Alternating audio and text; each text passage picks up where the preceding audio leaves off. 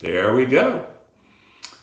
I get to see myself. We're using some new technology, new to us anyways, today. YouTube and Slido. You should have received links to all of those. As the title says, I'm Robert Grosshandler, and I have the pleasure to welcome you to the first in what we hope is a long series of webinars and tools to help you use AI and some of the modern tech web stuff to make promulgating your nonprofit work better. And to give you an expert on all of these things, I've asked my partner Judson Moore to join us today and talk about how you can write a press release using AI. So Judson, I'm handing it off to you.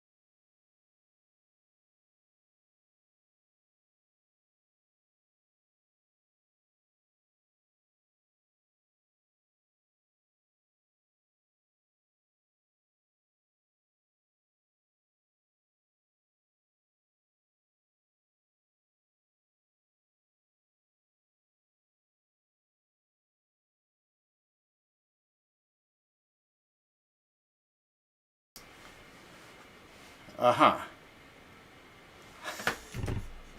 Okay. I have received the message that I was not being heard during that time. So I think I've resolved that now. And so I'm going to go back and say what I just said. As Rob said, we're using new technology today. This is our first webinar to do as a team, and we're doing it remotely from 2 locations. And it's our first time to do a live stream on YouTube. So I've been saying all day, something's going to go wrong, and we'll just deal with it as we get there. So apologies again. My name is Judson Moore, and I've recently joined iGive as the director of cause relations, and that means that I'm here to support causes and nonprofits working with iGive. My background: I grew up in Kentucky, born in Kentucky, grew up then in Louisiana through my teenage years, and eventually made my way over to Texas. I grew up as a child of the community theater, and and that eventually got me connected with other community activists, and eventually made some connections inside of Rotary International, who saw it fit to send me to Germany for a year as an exchange student, and then that just changed my whole life after that. And so I've really been in a pursuit of thinking about internationalism and community and how to pull those things together. I later served in the Peace Corps in Central Asia, in the country of Kyrgyzstan, and after which I've had about 10 or 12 years of a career in tech and entrepreneurship. And so I'm really passionate about bringing all those things together to help support local communities through technology. And so that's what I hope to accomplish a little bit here today. Right. So the first order of business, I was already saying this, I'll say it quickly, but scanning this QR code or clicking the link in the text description below the video on YouTube will bring you to a website where we're collecting questions. We already had some questions come up in from the registration form. There were some really great themes that we saw there, so we've pre-populated a few questions. There's also a like feature where you can upvote individual questions and say, oh, that's really interesting to me. I'd like to make sure that's addressed. And at the end of the presentation, we'll do our best to answer as many of those as we can or follow up afterwards with additional information. Okay. So, where do we begin? Okay, so just want to note that we are recording today's session. So that means that we will be able to share this presentation on YouTube after it concludes. So if you know anyone who you think would benefit from this information, they will be able to get this after the fact. So we have about 30 minutes or so where we're going to go through a couple slides and show some ideas and concepts about working with AI, what your options are in the artificial intelligence space. We're going to do the live demo that we discussed about writing a press release and talk about some additional best practices. After that, we've dedicated about another half hour, or as long as we need, to go through those questions as they relate to artificial intelligence. You'll notice here in the corner of this slide, again, that QR code. That's going to be present on almost every slide in this presentation. So if you did not get a chance to scan it before, you can scan it later. And again, that text link to the Q&A is also in the text description. Okay, so today's audience, I thought it'd be interesting. You know now a little bit about us, but how about yourselves? So of the people who registered in advance, about half of the audience has worked with AI before. So that's great. There's already some at least basic understanding of AI, what does it look like and where to go and how to interact with it. The common use cases were writing text documents, some imagery, and also getting inspiration for like variations of different ideas. But there was also a whole lot of questions and also some skepticism about AI and is it ready for mainstream and that sort of thing. So what is AI exactly? Well, we're not going to get into the technical description or the very long history that's led us to today's capabilities, but the large language models that we hear about in the news every day these days, they're basically very, very smart based on what they have been able to read on the internet.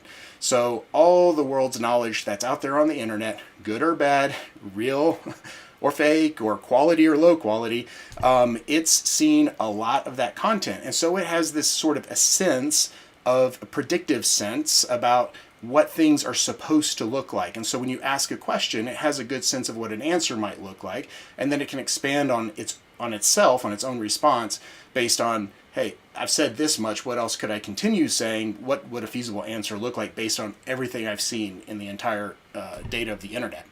So it's really impressive, and if you've read much about artificial intelligence, the consumer AI movement that's been going on for the last year and a half or so, it's obviously, there's a lot of very impressive things out there, but it most certainly is not perfect, and that is going to be a running theme today, is talking about its imperfections. But that doesn't mean it's not a valuable tool that we can all use and learn from and also make parts of our life easier already today. So, first, we have an example. If you received an invitation to this webinar by email, then you already have seen a little bit of what comes next, but we're going to unpack it a little bit. And it's basically the image that we used for inviting and promoting this webinar by email. And so that was an AI-generated image, and I went in to an AI and I gave it this prompt. I said, create an image that I can use to promote a webinar for how nonprofit organizations can work with AI in their daily workflows. And there's a couple pieces to this, right? What am I actually asking for? Well, I've indicated I want it to create an image for me, right? It's not going to produce text in this account. It's going to produce an image. The reason is I want to promote a webinar, and the audience is going to be nonprofit organizations, and the theme is going to be around AI, right? So it has something to go off of. It's not a huge prompt, but it has a concept where I should go. Well, the first image was this one here. And yeah, okay, we have some technology. We have kind of a thinking robotoid character. We have a pretty bad misspelling, but sort of recognizable text around nonprofit in there. So it's not quite what I was hoping for. So I went back to it and I said, okay, well, how about use some humor and make it a little bit more lighthearted, because I thought that was kind of a hardcore image. So I thought about that additional information and it gave me this guy. And I thought this was great. I said, oh, he's so funny. He's got this nice smile. Look at that cute little bow tie. Now it's actually saying in more accurate language, make a difference with AI, and it's tying in the concept of community and making an impact and nonprofits. But we also can tell there that the text is not like perfectly spelled. There's still some issues with it. But nonetheless, we're doing a lot better already with just these 2 prompts. But I thought, actually, now that it changed those colors, it's a good idea. Maybe I should ask it to use the brand colors for iGive so that it's a little bit more on brand for us. And so I said, use more of these colors. And then these are the kind of web codes for the colors that you see on the screen. So these are the iGive primary brand colors. And it came back with this guy. So still friendly, still AI for good. You know, it's still playing with the language. It says webinar. That's great. And it's understood orange and shades of blue. But it's not really the brand colors, right? Like if I was trying to do a brand campaign, this probably isn't it either. But again, between this and the previous image, I thought I had something I could work with. But then I realized, it's given me these square images, which is the default, and it's a very common cropping, but I needed something that I could put into an email header. So I needed to be wider. So I said, hey, try again, but please use these dimensions in pixels. And it gave me this guy. And I thought, wow, that's pretty good. I'll take that. That's everything what I need. It's talking about, AI and nonprofits and webinar. But again, it's not perfect, and this is what we called out in the invitation as well, where we said, hey, how many mistakes can you find? And I've actually missed at least one, maybe even 2 mistakes here. But there's a couple of spelling errors across the board. And you know what? For a lot of cases, that might not be good enough. But for my case, I decided this is fine. I've had a nice little conversation with the chat. It's given me some imagery. It's catchy. It's cute. It's nice. It's attractive. It gets the point across, and actually, it even makes the further point of AI is a great tool, but we still have some ways to go, and you still have, as the human, to decide for yourself for the quality. So anyway, so this was that example. I used ChatGPT to do all of that. Here's some screenshots of how that looked like. The text, of course, way too small to read on this screen, but these are the text that I showed before and then the results it gave me. And you see, like in the ChatGPT style, it's just a very, very clean, elegant stream of, I asked it to do something, it provided something. I gave it feedback about that, and it gave me a new iteration. And so that was really fast and easy way to get a piece of imagery that helped us in promoting this webinar. But that leads a question, right? So which AI should I use for different cases, or which AI should I choose to have in my daily life for all of my workflows? And of course, then what are the options? Well, it turns out, of course, there are many options. Some of these names might be familiar to you. I suspect that some of these you've heard about. Some of these I'd be shocked if anybody has heard of all of them. Some of these are very technological in nature. They're more about writing code than they are about having a chat interaction. Some of these, like AlphaGo, is only about playing the game Go, so it's very specific. And of course, ChatGPT, very, very popular and in the news very often, and what I also just showed in the previous example. But today, in the live demo that we want to do, we've chosen to use Copilot. Copilot is a product of Microsoft. They are not a sponsor, and we are not endorsing them. But actually, through putting together this presentation, I learned about Copilot kind of for the first time. I hadn't used it before, but after looking into it, I thought it's actually a really good option. And the reason is because it has these 2 main benefits. First is Microsoft, that owns Copilot, also owns OpenAI. And OpenAI, their flagship product, consumer-facing product, is ChatGPT, and the most advanced ChatGPT model or version is called GPT-4. And if you want to access GPT-4 through ChatGPT, you actually have to have a paid account. But Copilot gives access to the GPT-4 algorithm for free. And you don't even need to have an account at all. You can do it without logging in whatsoever. But it does have a drawback of this limitation of 5 messages if you are not logged in, if you don't have an account, if you are an anonymous logged out viewer, then you can go there and you can use it, but you're limited to 5 messages per 24 hours. Or you can create a free account, and then the limit goes up to 30 messages. And that may very well be more than sufficient for many, many people.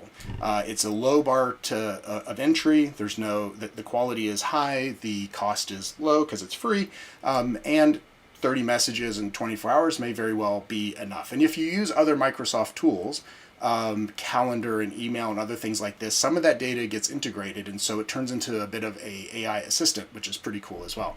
So because of these reasons, I thought that for today, we would stick with Copilot and explore that together.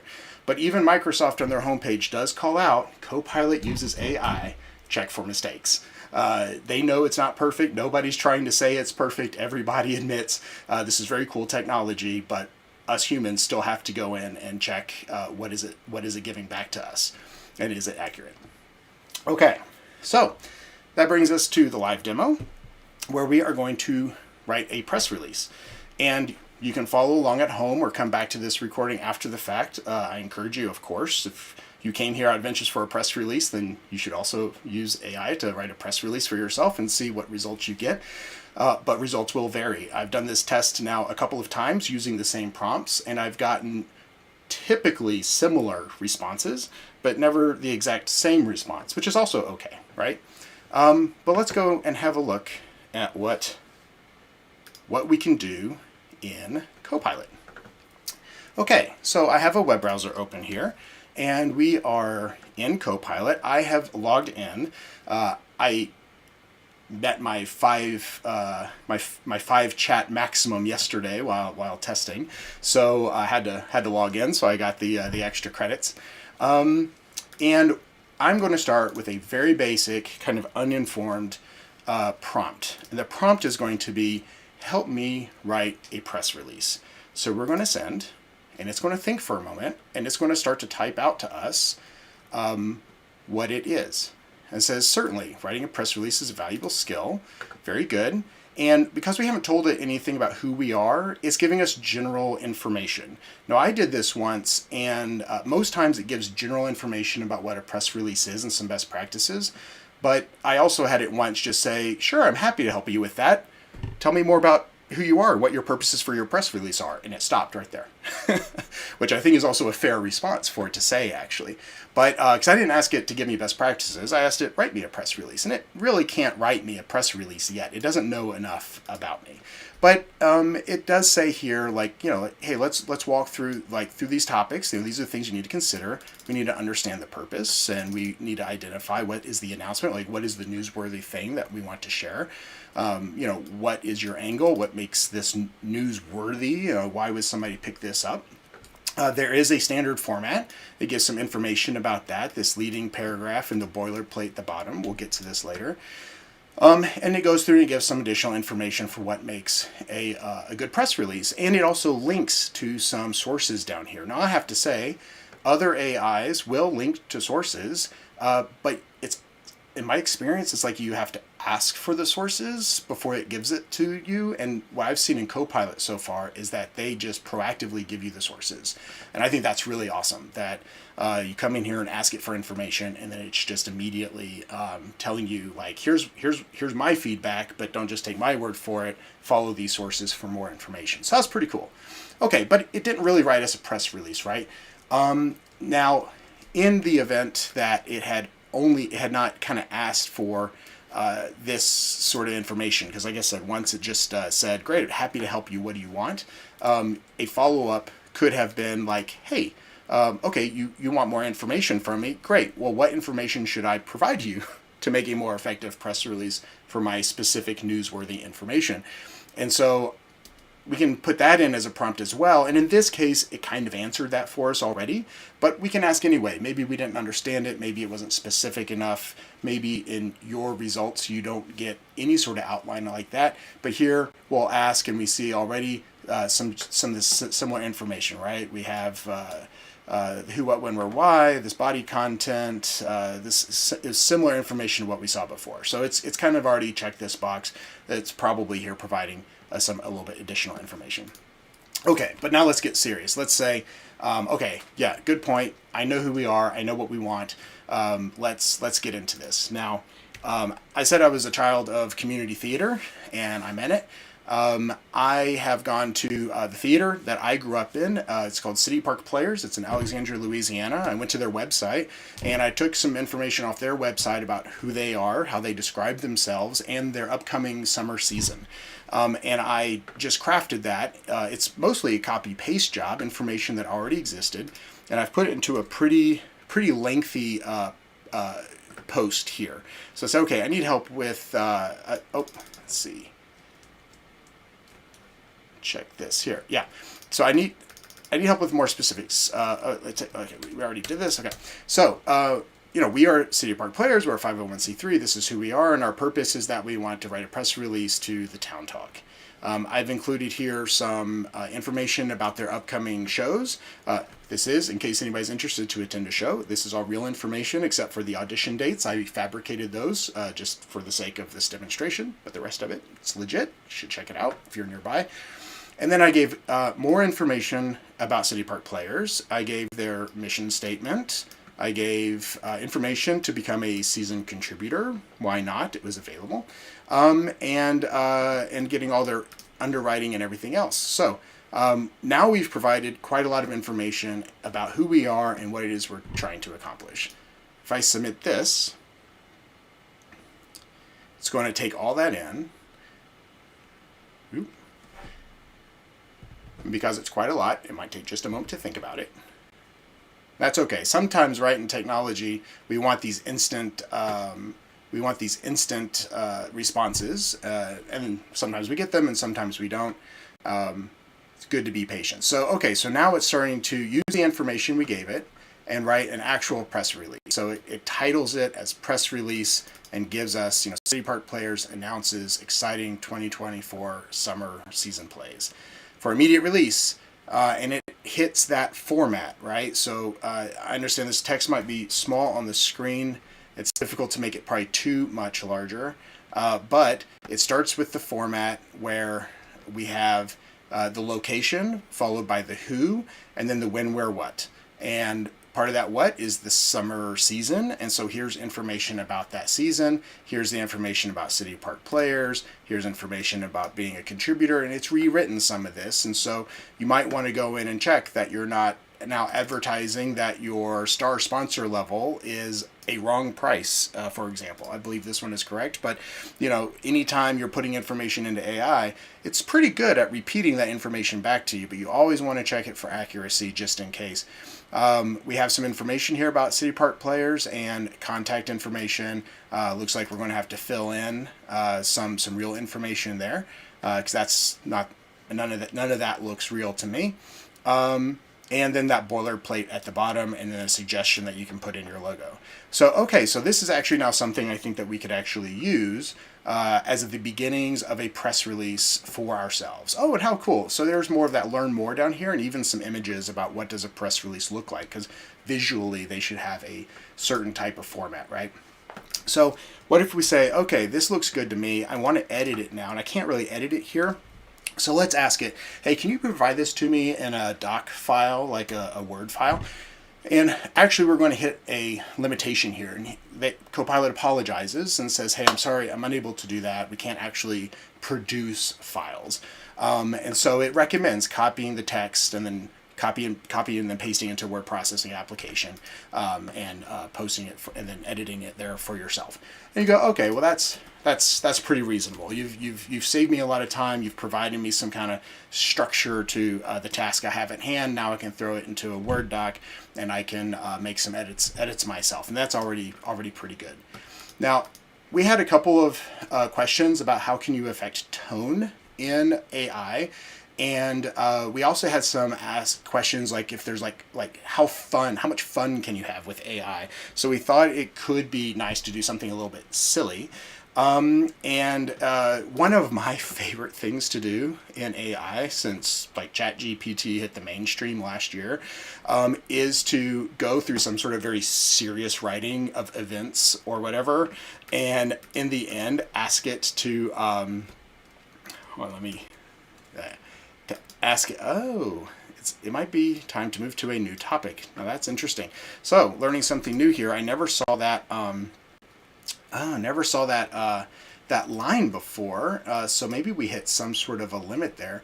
But here's what I'm going to do, and say I'm just going to go back in and start a new chat here. I'm going to give it all of our information what we gave it before. It's going to produce for us something in the realm of hopefully in the realm of what we had before, because what I wanted to demonstrate is something very cute. Okay, maybe we'll see if we can do it here. It's going to write this press release. Let's give it just a moment. And so the point was about tone, right? And sometimes you want it to be a more professional tone. Sometimes you want it to be more whimsical. Maybe you want to apply some humor. Yeah, and I think it's actually very good with different tones. One of the image generators I used once, I would say, give me images that show this scene in the style of Wes Anderson. And it nailed it every time. It was crazy impressive. But here, I want to say, hey, can you tell me a little bit more about our season announcement by writing it in the style of Dr. Seuss? And I got to tell you, 9 times out of 10, I mean, I couldn't tell you it's not Dr. Seuss who wrote this. So I'm definitely not going to read this out loud, but you can see that it's off to the races, writing a Dr. Seuss style story here. So. In the heart of Louisiana, where the bayous flow, the City Park players have a tale to bestow. A nonprofit troupe, oh so full of glee, they're ready to unveil their summer spree. It's brilliant. I love it. I don't know. Maybe it's not everybody's flavor, but this sparks so much joy with me. And it may or may not be actually useful, right? That might be amazing content. And maybe it's horrible. I don't know. But it is definitely cute. And it's very interesting that AI can produce something like this so quickly. And so when you want to adjust style, that is one of the things to take in consideration, is just tell it this is what I want it to do or to sound like, and it'll either hit the mark or it won't. But it will it'll certainly try, and it has a lot of information there around which to help you hit those goals. So experiment with that. It can be a lot of fun, as you see there. Just a few more slides, and then we'll get to the Q&A. The big thing to take away here is something called prompt engineering. It's a little bit of a technical phrase, but it's definitely been in some headlines. And it's basically about the input. Like, what are you asking the AI to do? How are you asking it? It doesn't know what you're thinking. So you have to tell it, right? So this is what I want you to do for me. And this is how I want you to do it. This is how it should sound. And this is kind of what I'm expecting as an outcome. It's very much a garbage in, garbage out situation. And what's really amazing or interesting about these chat style AIs is that they remember your previous inputs, right? You are chatting with it. So you ask it for something, it gives you a response. You provide it with feedback, it gives you a different response. And you do that for as many rounds as you need until you get one of two results. You either get an outcome that's what you needed, expected, or close enough to use it, or you give up. It doesn't give you what you need. But in my experience, in a lot of different fields, these AIs can, if they can't get you all the way there, they can get you pretty darn close. And then, like I said, use your own inputs then to edit the content in your own way to suit your needs in the kind of like that last mile type of space.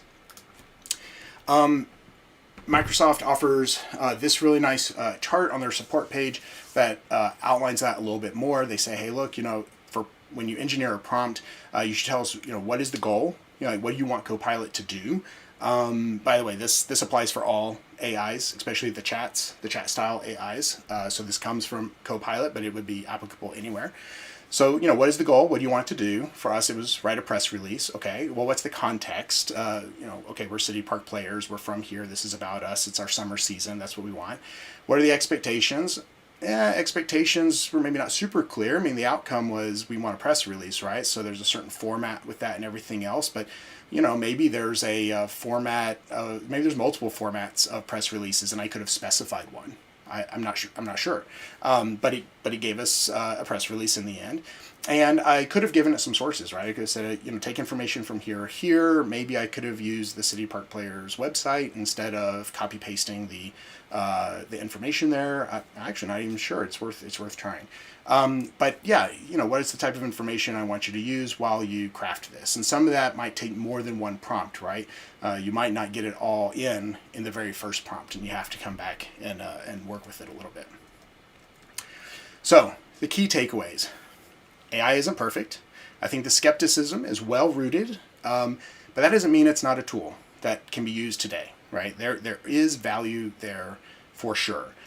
Doesn't mean it makes sense for every task. It doesn't mean it makes sense for every day or every minute. But think about where we were a year and a half ago. These GPTs and chat whatchamas and open AIs, and nobody was talking about any of this. None of us heard of any of this, and that doesn't mean it didn't exist in a laboratory or somewhere, being worked on. Of course it did. It's been the first large language model algorithm was written over 70 years ago on paper, and it took another 20 years before there was a computer that could even be programmed with it in the most basic way. So this has been going on for a long time, and if you look at that timeline of history, we're in an accelerated rate, right? So it's not perfect, but it's very powerful, and it's just going to continue to become more and more valuable over time, and probably in a very short time it's going to be able to do even more. And so, learning the basics now totally makes sense, because it's probably something that's not going away. Quality prompts lead to higher quality results. I think we've made that point. And this chat AI, which is so intuitive as a user, as a person interacting with this hugely complex technology, it's a very intuitive user experience to see how can you work with it, and then the more you talk to it, the kind of smarter or intuitive it gets because it understands better what it is you're trying to accomplish.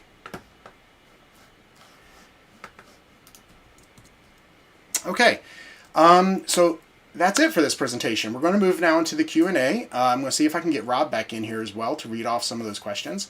But first, I wanted to announce that we are going to do one more of these, at least. We'd like to make this a series if if there's enough demand for it. We actually far exceeded expectations in RSVPs for today's, and that was awesome. So we're encouraged to do this again in 2 weeks' time on April 30th, same day of the week, Tuesday, at the same time of day as we did this one. And that registration form is going to be available online on the iGive website. We'll send out a link after this. It may or may not already be live there now. If you went there now and see today's date, then the form's not ready yet, but it will be within an hour. And that link is also in the description after the link for the Q&A here on the YouTube video. Okay, so I'm going to see if I can bring Rob back into this, and we'll read some questions. All right, Rob, welcome back. Well, thank you. Let's see if I can move myself into the frame here, and you can hear me. So we've got that piece of the technology down. Thank you very much. And for folks with more gray hair than any other kind of hair, it was nice to hear a sort of a simple approach to this stuff. The first question I see on my screen of questions is, where do you actually get Copilot or ChatGPT? Yeah, right. So it's a good question.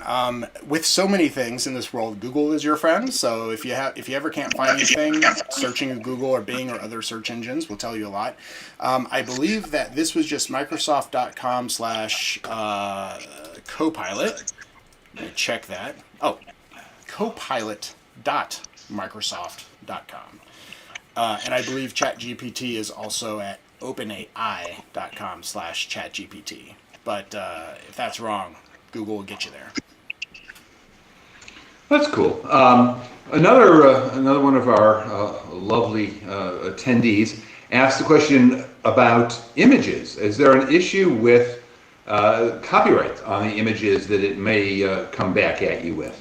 So this is a great point. There's still there's some open questions about this, and this is part of what we also read about in the newspaper. That is it plagiaristic in nature that these large language models are scouring the internet for information and then adapting that information when they send it on to you? It's a bit of an open question, and there's a lot to be said for is it creative isn't the right word, because AIs really aren't creative. They are digesting something that they've seen and they're regurgitating it, maybe in a different form, maybe wholly in a different form, but it's really hard to trace these things back. This is one of the criticisms that have been out there about ChatGPT and OpenAI, is that they haven't been historically transparent about what the sources are for something that they're displaying to you. That's one of the things that I liked about Copilot, that it shows you these sources. Now, those sources may or may not be the text blocks that we see above, but they're at least doing something to say, like, based on this information, here's other places you might want to go, so that you're not just there. So I think this is a great open question. It's something to think about. With images, I'm actually less clear, because even though I understand a little bit from a technical perspective how the large language models technically function, the images to me are almost still magic, and I don't really understand how they're made. It's very impressive stuff, but until now I haven't heard of any major lawsuits or claims to copyright infringements. But there are concerns, and those concerns are probably pretty legitimate. But it's going to take some time before we understand how to piece all those things together. There are certainly lawsuits on text that people are using. So if you do a story in the style of Stephen King or something, there are a bunch of authors who are have sued OpenAI and others to protect their intellectual property rights. It is a very fast-moving environment, one that we're having fun keeping up with ourselves. We've been working using AI a little bit in creating stuff for our website. You want to give us a quick highlight of some of the things you found that worked really well, and while you do that, I'm going to review some of the other questions. Well, I think there's two areas in which we've been using AI. One is it's an example that we also saw from the audience, which was asking for variations of texts, where we might say, here's a tagline we want to use. What are some other versions around that? Help us play with the language a little bit. Help us understand, what might be more playful. Or here's a blog post, we want to promote it on Facebook. Help us write a short description for that, which is part of what we're going to go into in the next webinar. The other piece is technical. So when we're working in the website itself, if we come across a piece of code that we need to adapt or change, or something we want to do and we're not totally sure what we should do there, we can just copy and paste the code and say, like, hey, explain this to me. Help me understand. What does this code do? Okay, all right, now I understand. Thank you. Here's what we want it to do. How do we do that? And I have to say, AI is pretty good, I think. It's not perfect, but it's pretty good at understanding those type of technical things, because those things are supposed to work kind of in one way. And there's different ways to write code to achieve the same end, of course. But a lot of that stuff it's seen, and this is actually an area where I do get concerns, where there's only so many ways to write a thing, and it's seen all those ways. Is it just giving me somebody else's code right now? I don't have an answer for that, but it has been hugely valuable to me to help understand how different code and systems work, for sure. It's been revolutionary. I've learned a lot in the last year. So we have a question that's a very nuts and bolts question. How do you get an image into a press release? Okay, so it depends, I think, on where you're writing the press release. So what we saw before when we were doing the text demonstration is that we don't have the ability to create a doc, and it said that we should put that into Google Doc or a Word doc or any other type of text editor. And if that text editor supports images, then it'll have some way in which you can add an image there. If you wanted to use a AI generated image, then you would do something similar to what we talked about earlier in the first example of how we created the image for promoting this webinar. But what I would recommend there is don't start with the image. Start with the press release, and then at the end say, can you help me create an image that could accompany this press release? Because now it already has all the information about the press release or about that context, right? Going back to the chat is learning and remembering and adapting based on what you've asked it in the previous messages. So now it's going to be even more equipped to create an image that might be suitable for your case. So as you've used AI to create press releases, is there something that we shouldn't be using AI for in the creation of a press release, where you think that it's going to be either a waste of time or the output's going to just be junky? The list of things you shouldn't use AI for is probably much longer than the list of things you should use it for.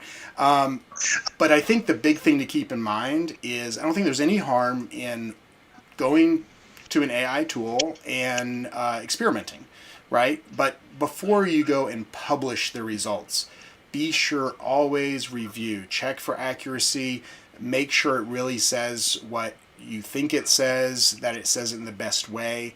It is very much a trust but verify situation. The tools are very impressive, but cannot stress enough that none among us should be trusting the AI to just do our jobs for us, right? We still have a responsibility to do the proofreading and to check that everything is accurate.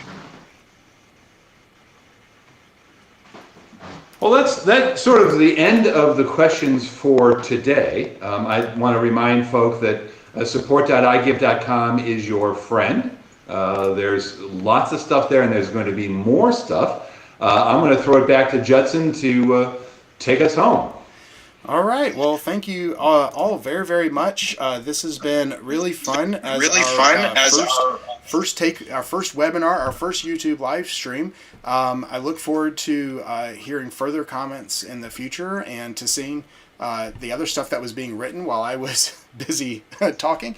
And hope that you'll consider to join us again in 2 weeks' time. And we will send a email shortly with information about that webinar and also a link to watch the video from this webinar. Please invite your friends and tell others to join you next time. Thank you, everybody. All right. Bye-bye.